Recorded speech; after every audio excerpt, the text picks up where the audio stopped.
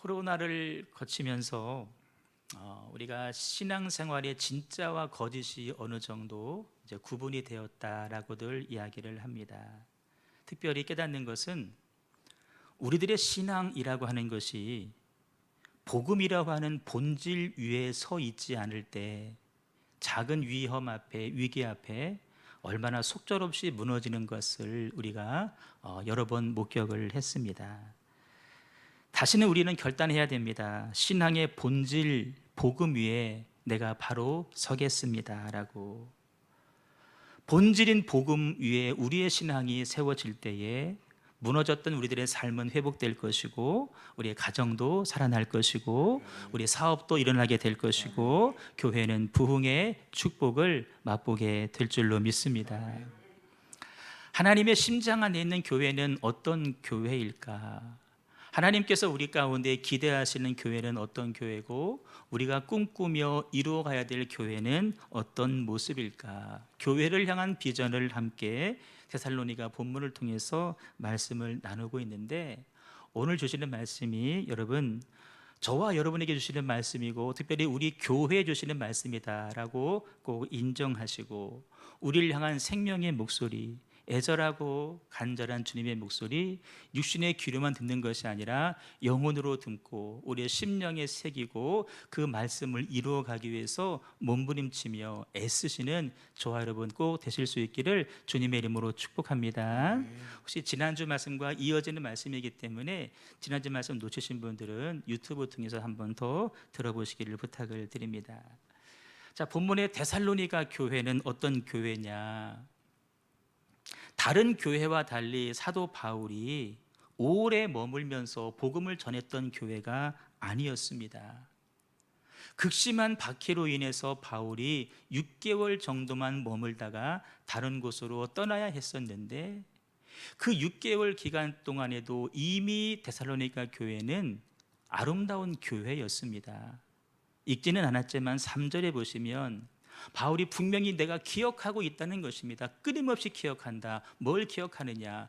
너희들이 지난 6개월 동안 나에게 보여주었던 믿음의 역사를 내가 기억하고 있고, 얼마나 사랑으로 수고했는지를 내가 기억하고 있고, 소망의 인내 가운데 믿음 생활을 해나가는지를 내가 지금도 생생하게 기억하고 있다라고 바울이 이야기를 합니다. 또 8절에 보시니까 그 바울이 경험했던 데살로니가 교회의 성도들의 그 아름다운 모습이 그 지역 안에만 머문 것이 아니라 마케도니아와 아가야 지방에 이를 때까지, 마케도니아는 발칸 지역입니다. 그 먼 지역까지, 저 아테네 지역까지 그들의 믿음의 소문이 각처에 퍼졌다라고 바울이 이야기를 하고 있습니다. 여러분 생각해 보십시오. 요즘처럼 인터넷과 SNS가 발달했다고 한다면 어느 정도 그 일이 가능했겠지만, 그 시대는 인터넷이 없는 시대입니다. 카톡 안 되는 시대입니다. 그런데도 불구하고 지역 사회 안에 있던 한 교회에 대한 소문이 저 멀리까지 퍼져가고 있다라는 것입니다. 그렇게 되기까지는 그냥 된 것이 아니라 여러 단계가 있다고 말씀드렸습니다. 오늘 대표 기도하신 고집사님이 그 말씀을 그대로, 지난주 말씀을 그대로 오늘 기도하셨는데, 5절에 보니까 사도 바울이 어렵고 힘든 가운데 그들에게 들어가서 생명의 복음을 전했다는 것입니다. 말씀이 그들 가운데 이르게 됐다라는 것입니다. 여러분, 사람은 언제 변하느냐? 복음을 들을 때 사람은 변하게 되어 있는 것입니다. 복음 없이 변했다라고 말하는 사람은 결코 변하는 것이 아닙니다. 가짜입니다. 바울이 복음을 전했기 때문에 놀라운 변화가 일어난 것입니다. 둘째는 그렇게 바울이 복음을 전했을 때 그들이 복음을 어떻게 받아들였느냐입니다. 오늘 6절에 보시니까 그들은 많은 환난 가운데에서도 성령의 기쁨으로 말씀을 받았다라고 이야기를 하고 있습니다.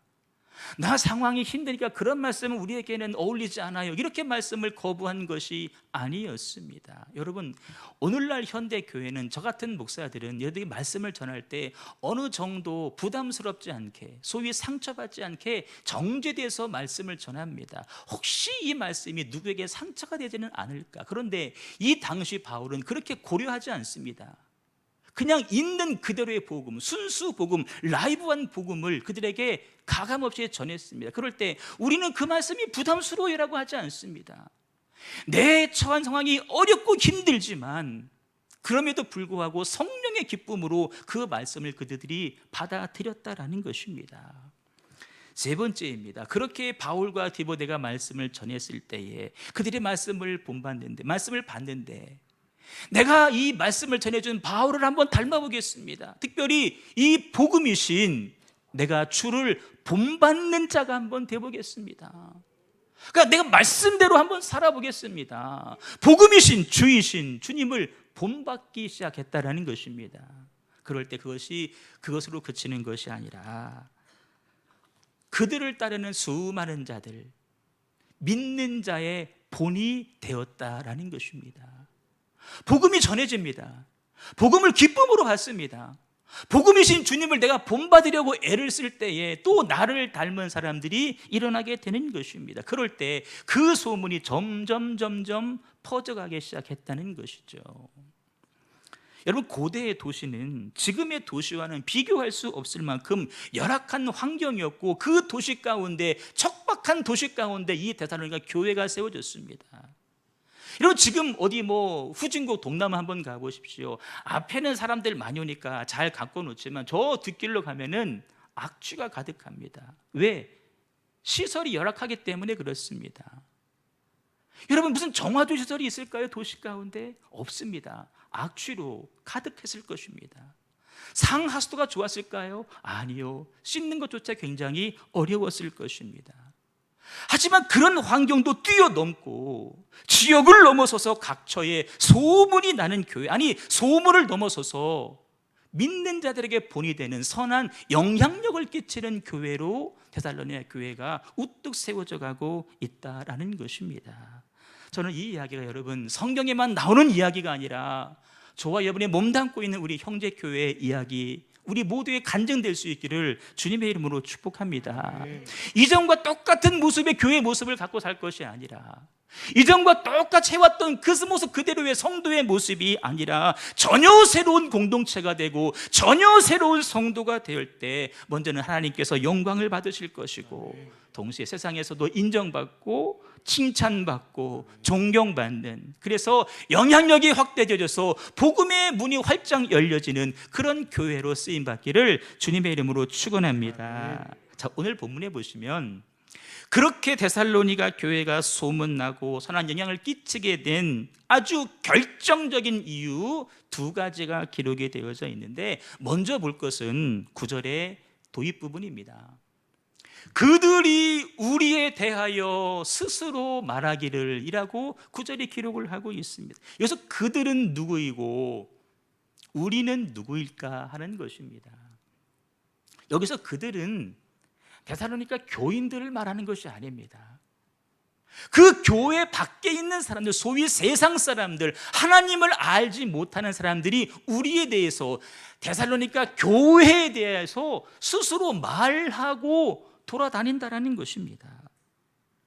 그들이 어떻게 신앙생활을 하고 어떤 변화된 삶을 살고 있는지 우리끼리 말하는 것이 아니라 믿지 않는 세상 사람들이 그 모습을 보고 감격하여서, 누가 부탁한 것도 아닌데 스스로 다니면서 와, 그 교회 사람들 이렇게 대단한 사람들이야, 이렇게 변화된 사람들이고 이렇게 믿음의 삶이야, 그 사람들 진짜 예수 믿는 사람들이야, 우리가 말하는 것이 아니라 믿지 않는 사람들이 대신 말하고 다닌다라는 것입니다. 여러분, 솔직히 이 시대에 어떤 시대입니까? 성도들조차 자기가 몸담고 있는 교회에 대해서 별로 좋은 얘기 안 하는 시대 아닙니까? 옆에 있는 성도 별로 우리가 좋은 칭찬을 별로 하지 않습니다. 하지만 이 데살로니가 교회는 교회 밖의 사람들이 교회에 대해서, 성도에 대해서 아름답고 복된 소식을 부탁한 것도 아닌데 말하고 다닌다는 것입니다. 지난주에 제가 우리 교회 개척 초기 이야기 몇 가지를 말씀을 드렸습니다. 막 개척을 준비하는 그 준비생들이 우리 교회에 와서 목사님 개척은 어떻게 하는 거예요? 라고 질문하고 탐방을 왔다 그랬습니다. 모건대학교 신학대학원생들이 조를 짜서 우리 교회에 와서 목사님 교회를 좀 소개해 주세요.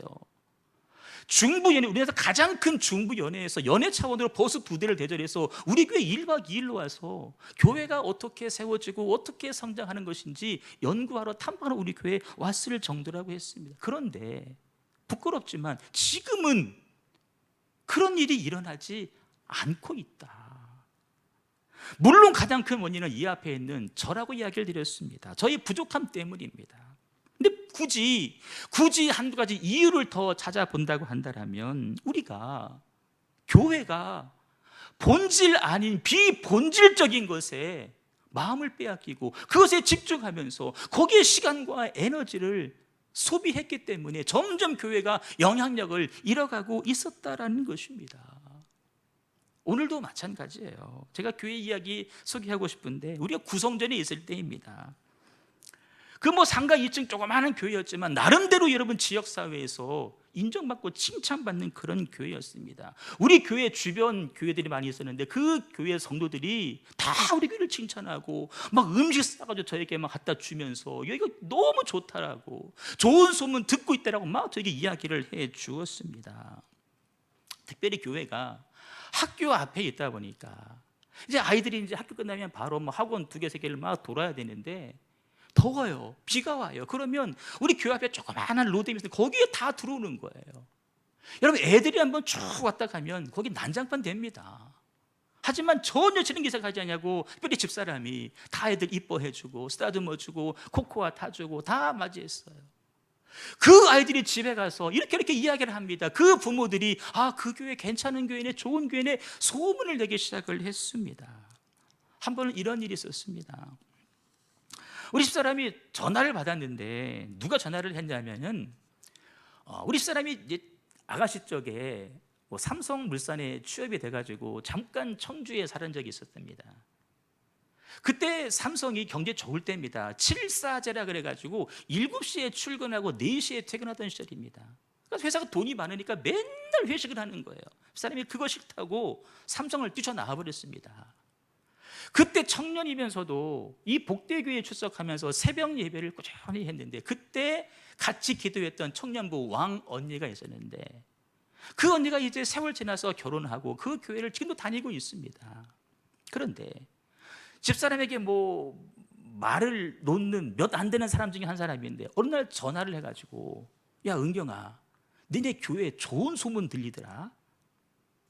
니네 교회 이렇다라고 내가 소문을 듣고 있다. 그분이 우리 교회 근처 사는 사람들이 아닙니다. 저기 하복대에 사는 사람인데 그분이 교회에 대한 소문을 듣고 니네 교회 이렇더라라고 전화를 할 정도였습니다. 어떤 경로인지 모르지만 좋은 소식을 들었다. 그 이야기가 개척한 지 1년 반 조금 지나서 일입니다. 그런데 여러분 부끄러운 이야기지만 지금은 그런 칭찬을 저도 듣지 못하고 우리 교회도 듣지 못하고 있다는 거예요. 왜 그럴까? 이유는 똑같습니다. 어느새 우리가 신앙의 본질보다는 비본질적인 것에 시간과 마음을 뺏기고 거기에 집중하고, 여러분 본질이 아닌 비본질에 매이면 항상 갈등이 생기고 항상 문제가 생기게 되어 있습니다. 그럼 뭐 할까요? 그 갈등과 문제는 해결해야 됩니다. 거기에는 에너지가 들어갑니다. 귀한 곳에 쓰여야 될 에너지가 다른 곳에 세어버리니까 교회는 중심을 잃어가게 된다는 것이죠. 여러분 답은 이미 나왔습니다.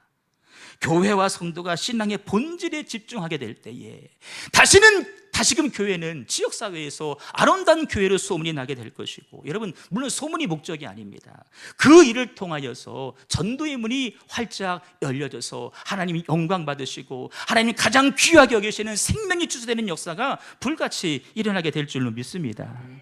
중요한 질문이 나오죠. 그러면 목사님 본질이 뭘까요? 본질이 뭐예요? 우리는 본질이 뭔지를 물어봐야 되는데, 오늘 데살로니가 교회 주변 사람들, 믿지 않는 사람들이 다니면서 말했던 내용이 바로 교회와 성도의 본질입니다.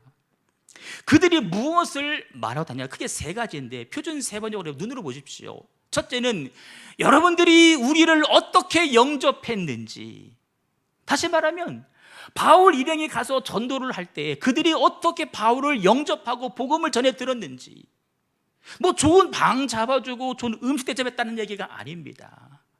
그 어려운 상황 가운데에서도, 그 힘겨운 삶 가운데에서도 그들이 어떻게 복음을 거부한 것이 아니라 복음의 말씀을 쪽쪽 받아들였는지, 그것을 그들이 말하고 다니고, 또 한 가지 이야기합니다. 여러분들이 어떻게 해서 우상을 버리고 하나님께 돌아와서 살아계시고 신실하신 하나님을 섬기며 예배하며 사는지, 그거를 말하고 다니고 있고, 그걸로 끝이 아닙니다. 이 땅에 구세주로 오신 예수님, 그러나 앞으로 장차 다시 오실 재림하실 예수님을 어떠한 마음으로, 어떠한 자세로 기다리며 오늘을 살고 있는지를 그들이 말하고 있다는 것입니다. 그럼 답은 나왔습니다. 본질은 두 가지로 압축하자면, 내가 그동안 믿고 따르고 섬기던 우상을 집어치워버리고 참되신 하나님께 돌아가서 그분을 신실하게 예배하며 사는 것이고, 그것이 끝이 아니라 장차 다시 오실 예수님을 내가 믿음으로 인내하며 소망가하며 기다리며 살아가는 것이 오늘 우리가 회복해야 될 신앙의 중요한 본질인 줄로 믿습니다. 이 말을 정리하면, 진실한 복음 앞에 내가 진실로 회심된 삶을 살자라는 것입니다. 따라요. 진실한 복음 앞에 진실로 회심하며 살겠습니다. 여러분, 지난주 말씀입니다. 불분명한 복음은 불분명한 회심을 가져온다고 했습니다. 복음 자체는 분명합니다. 하지만 그 복음을 내가 적당하게 받아들이면 내가 회심을 해도 변화를 해도 적당히 변하고 만다는 것입니다. 여러분, 적당히 변한 게 변한 것일까요? 아닙니다. 시간 지나면 원래 그 자리로 돌아가 있습니다. 하지만 오늘 데살로니가 교인들은 바울이 전한 그 순수한 복음, 진실한 복음 앞에 그들이 진실로 회심한 삶을 살기로 결단하고 회심의 삶을 삶으로 실천했습니다. 그것을 누가 보고 있느냐? 우리끼리도 보고 있지만 믿지 않는 세상 사람들이 바라보면서, 우리가 부탁하지도 않았지만 그들이 다니면서 말하고 자랑하고 간증을 하고 다닌다는 것입니다. 여러분, 복음을 진심으로 받아들이셨습니까? 그 복음 앞에 진실로 회심하셨습니까? 이 질문 앞에 저부터 저는 분명합니다, 확실합니다라고 말하기가 부끄럽습니다.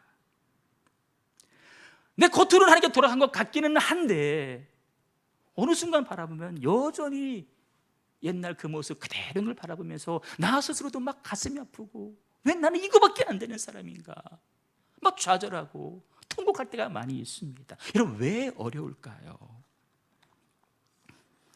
우리가 잘 생각해 봐요. 어디로 돌아가야 될지는 정확히 알고 있습니다. 어디로 돌아가야 돼요? 하나님께 돌아가야 돼요. 다 알아요. 근데 놓치는 게 있습니다. 내가 무엇에서 돌아설 것인가, 이 부분을 우리가 놓치고 있다는 겁니다. 목적지는 알아요. 내가 어디에서 떠나야 될 것인가, 그 무엇을 몰라요. 하나님께 돌아가기 위해서 내가 돌아서야 될, 유턴해야 될 것, 하나님을 붙잡기 위해서 내가 버려야 될 것, 우리는 그걸 가리켜서 우상이라고 이야기를 합니다. 하나님 외에 우리 삶에 의미를 주는 모든 것이 여러분 우상입니다. 하나님 외에 우리를 움직이게 하는 것이 여러분 우상입니다. 하나님 외에 내 생각을 지배하고 내 시선을 빼앗는 그것이 여러분 바로 우상입니다. 근데 여러분, 우상이, 과거의 우상은 다 눈에 보였습니다. 손으로 붙잡을 수가 있었습니다. 그래서 내가 말씀 듣고 은혜 받고 내가 결단만 하면 도끼가 좋아, 우상 내가 쪼개버릴 수 있었습니다. 태울 수 있었습니다. 띄어낼 수 있었습니다. 근데 지금의 우상은 눈에 보이질 않습니다. 손에 잡히지를 않습니다. 그래서 그것이 우상인지조차 모르고 우리가 섬기며 살아가고 있다는 것이죠. 여러분에게 있어서 우상은 무엇입니까? 여러분의 삶을 끌고 가는 우상은 무엇입니까? 여러분들이 떼어내야 될 우상은 어떤 것입니까? 돈입니까? 명예입니까? 아니면 세상적인 성공입니까? 대부분 현대인들에게는 어쩌면 돈이 마치 우상 자리에 올라와 있는 분들이 많이 있을 것입니다. 고물가, 고환율, 고금리, 얼마나 삶이 불안합니까? 누구나 다 돈이 없으면 살기 어렵지만, 그러나 여러분, 결코 돈이, 물질이 우리들 삶에 우상까지는 되게 하시면 안 됩니다. 혹시 우상이 되신 분들이 있다면 여러분, 과감하게 버리시고 다시금 주님께 돌아가셔야 됩니다. 주님 말씀하십니다. 두 주인을 섬길 수가 없다. 우리가 하나님 안 섬기는 거 아닙니다. 다른 것도 겸하여 섬기지 못한다라고 분명히 말씀해 주고 계십니다. 애들이나 어른이나 스마트폰이 우상 되신 분들 많이 있을 것입니다. 가족과 대화가 다 단절되어 있습니다. 지금 내 가족은 그렇게 마음이 아파서 슬퍼하고 있는데, 절망하고 있는데, 그거 하나 헤아리지 못하고 여전히 내 손과 시선은 그 스마트폰에 머물고 있다는 것입니다. 여러분, 바로 내 앞사람의 마음도 살피지 못하면서 세상에 떠돌아다니는 온갖 소식과 뉴스를 다 섭렵한들 그것이 무슨 의미가 있겠습니까? 아무 의미가 없습니다. 그 스마트폰 때문에 하나님과 나 사이도 여러분 멀어진 사람들이 많이 있습니다. 어떤 사람들은 예배 시간에도 이 폰을 놓지를 못합니다. 예배 시간에도 막 카톡을 주고받고 뉴스를 검색하고 있고, 여러분, 내가 어디에서 돌아설 것인가를 모르기 때문에, 그 스마트폰이 우상인 것을 모르기 때문에 버리지 못하는 것입니다. 여러분, 잘 생각해 보십시오. 우리가 버리지 못하는 그 우상들, 커다란 것입니까? 대단한 것입니까? 그랬다면 우리는 이미 다 믿는 분들이기 때문에 결단하고 다 버렸을 것입니다. 그런데 그러한 것들이 커다란 거 아니에요. 작은 것들이에요. 사소한 욕망이에요. 늘 일상에 있는 거예요. 그래서 우리가 버리지 못하고 여전히 그거 붙잡고 살아가고 있다는 것입니다. 기억하셔야 됩니다. 그렇게 사소한 것에서부터 우상은 우리들의 마음을 조금씩 허물어뜨릴 것이고, 결국 그런 것들이 쌓여서 하나님에게서 멀어지게 만들고, 결국에는 돌아서고 싶어도 돌아서지 못하게 만드는 그 상황까지 연출하게 된다는 것입니다.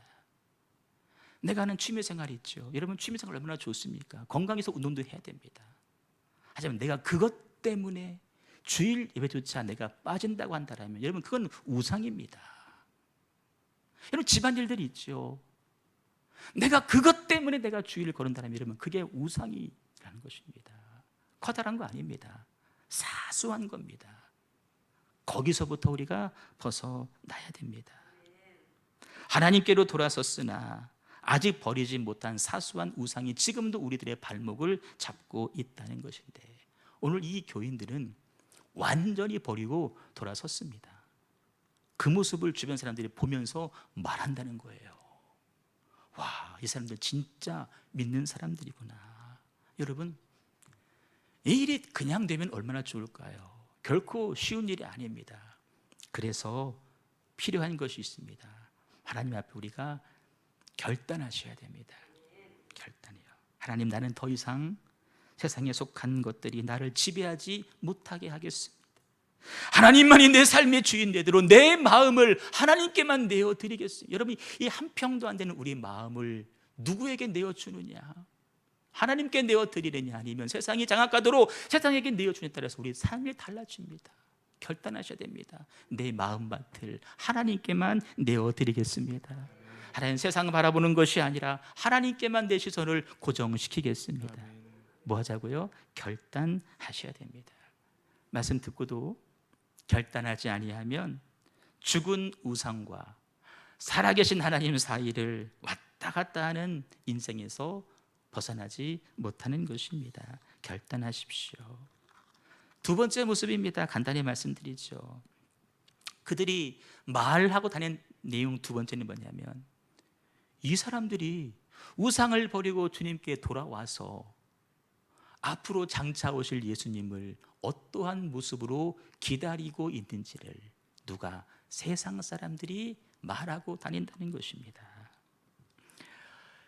구세주로 오신 예수님 믿음으로 영접해서 죄사함 받고 하나님의 자녀가 되었습니다. 그걸로 끝난 것이 아닙니다.